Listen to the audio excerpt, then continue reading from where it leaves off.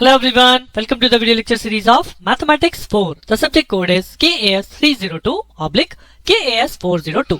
And here we are in lecture number 2A of unit number 4.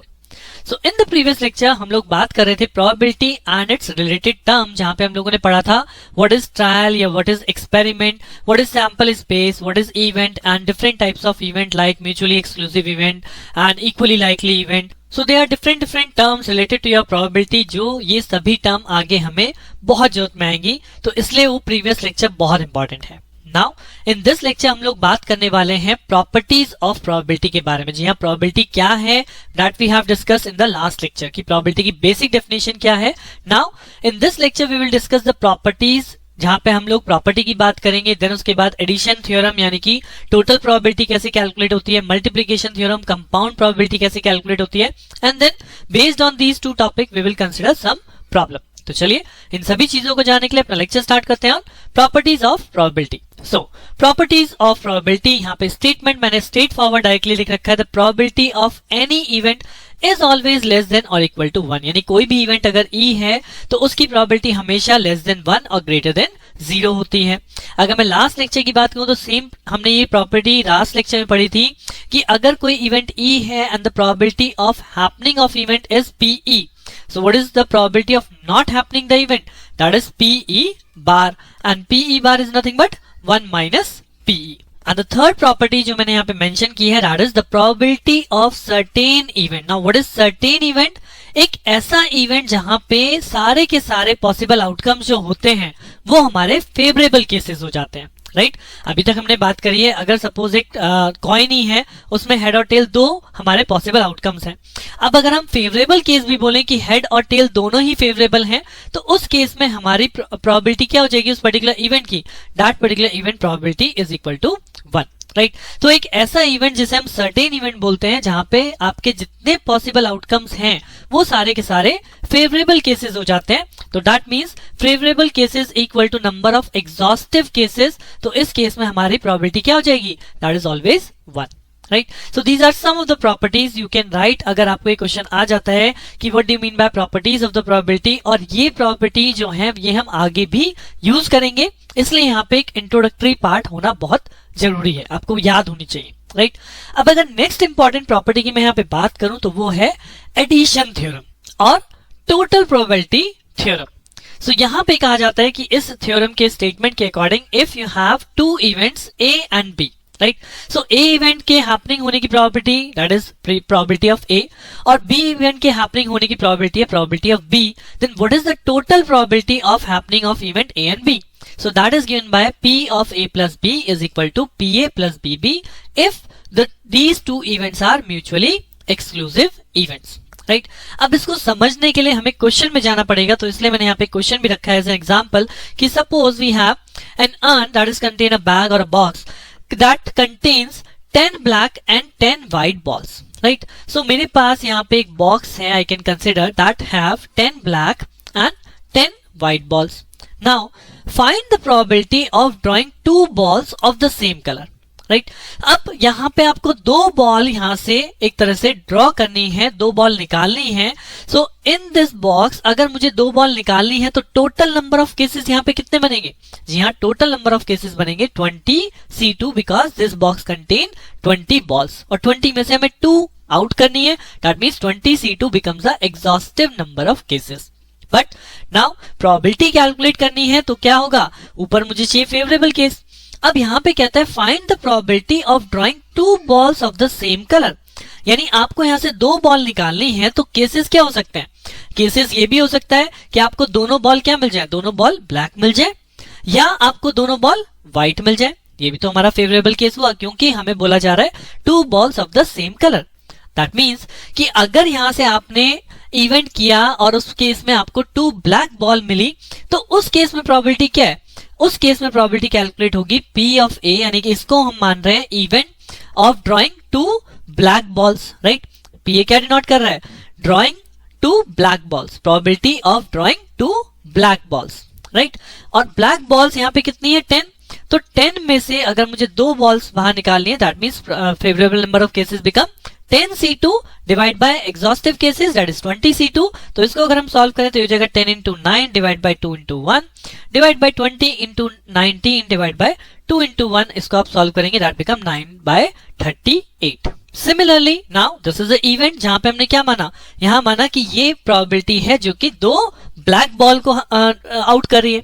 Similarly हम यहाँ पे किसकी प्रोबेबिलिटी कैलकुलेट करेंगे, suppose we let probability B, यानी कि बी एक दूसरा इवेंट है जो कि हमें क्या देता है, it will gives 2 white ball, right. So 2 white balls को ड्रॉ करने की प्रोबेबिलिटी अगर हम पीबी बोल रहे हैं तो इसकी प्रोबेबिलिटी क्या हो जाएगी, that means exhaustive number of cases again 20C2 but how many white balls are there, again there are 10 white balls, और 10 व्हाइट बॉल में से अगर 2 व्हाइट बॉल आनी है तो उसके नंबर ऑफ फेवरेबल केसेस हो जाएंगे 10C2, यानी सेम थिंग है। तो अगर मैं इसे सॉल्व करूं तो यहाँ पे मुझे क्या मिलेगा 9/38। Now what is the total probability, क्यों, क्योंकि केस तो 2 ब्लैक बॉल से भी हो रहा है और केस 2 व्हाइट बॉल से भी हो रहा है, तो what is the total.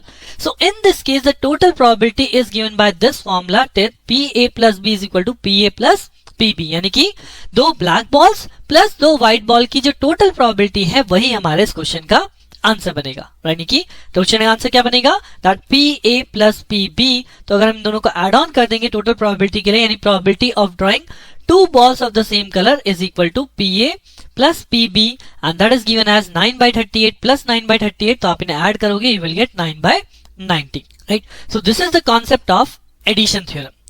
Next property जो यहाँ पे आती है वो आती है मल्टीप्लीकेशन लॉ ऑफ प्रोबेबिलिटी, जिसे हम बोलते हैं कंपाउंड प्रोबेबिलिटी। जी आप ये कब यूज करनी है, the probability of simultaneous occurrence of 2 events. अब यहाँ पे ध्यान रखिएगा साइमल्टेनियस अकरेंस है या तो एक अकर हो चुका और उसी पे डिपेंडेंट दूसरा केस हो, या फिर दोनों इवेंट एक साथ अगर हो रहे हैं, that is called the simultaneous occurrence.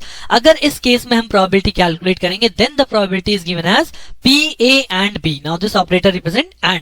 So basically last जो हमने पढ़ा वो और था, यानी कि PA और PB, बट ये क्या है, एंड ऑपरेशन। एंड का मतलब दोनों साइमल्टेनियसली परफॉर्म होगा and this formula is given as PA into PB by A। Now what is P by A?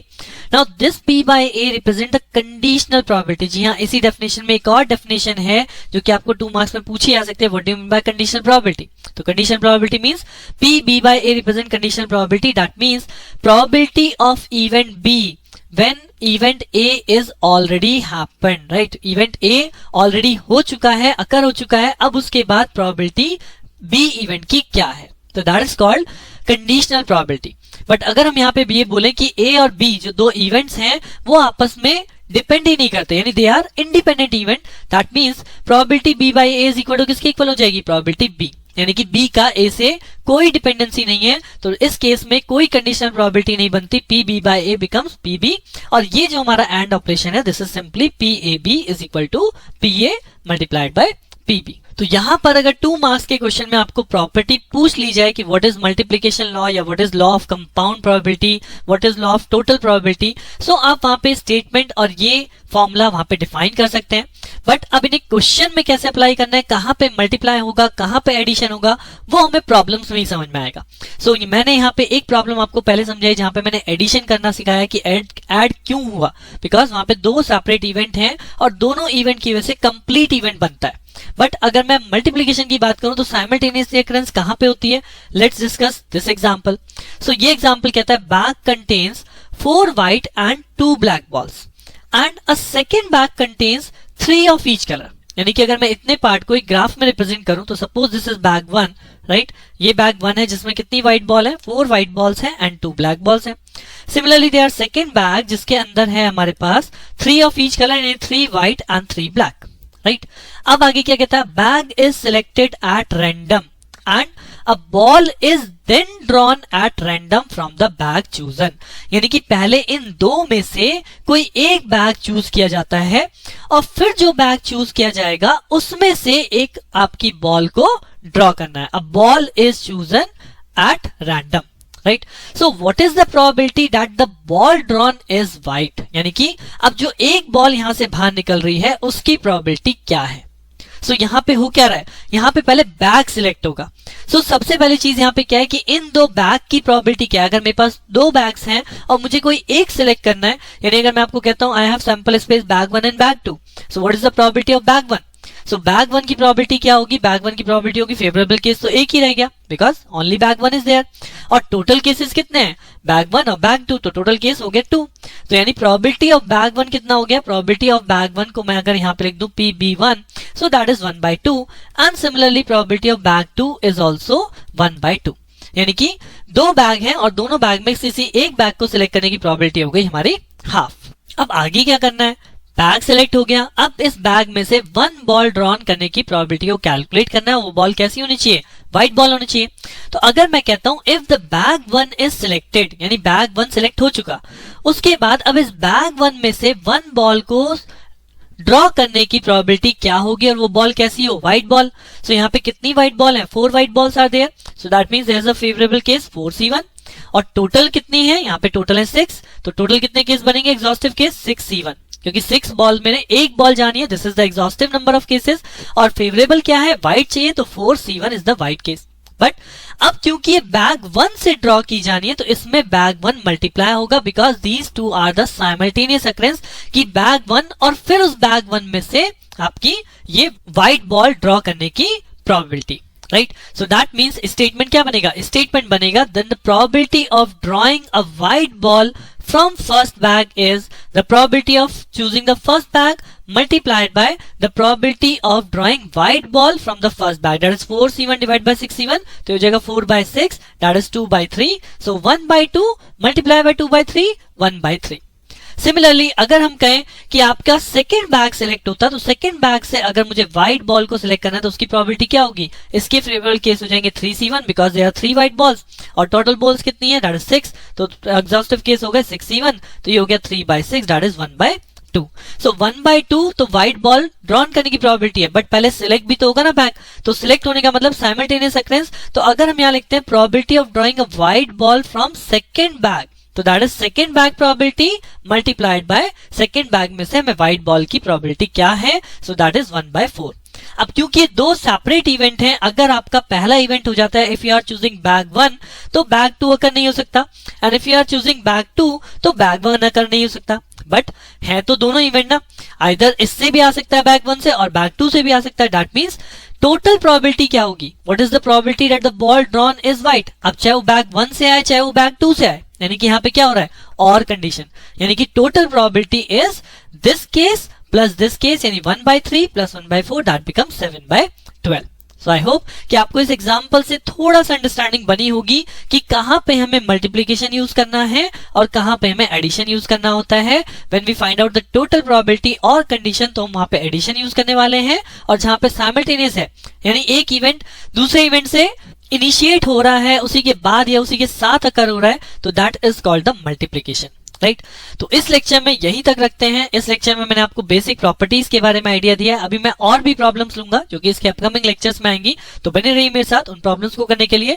मिलते हैं नेक्स्ट लेक्चर में। Thank you.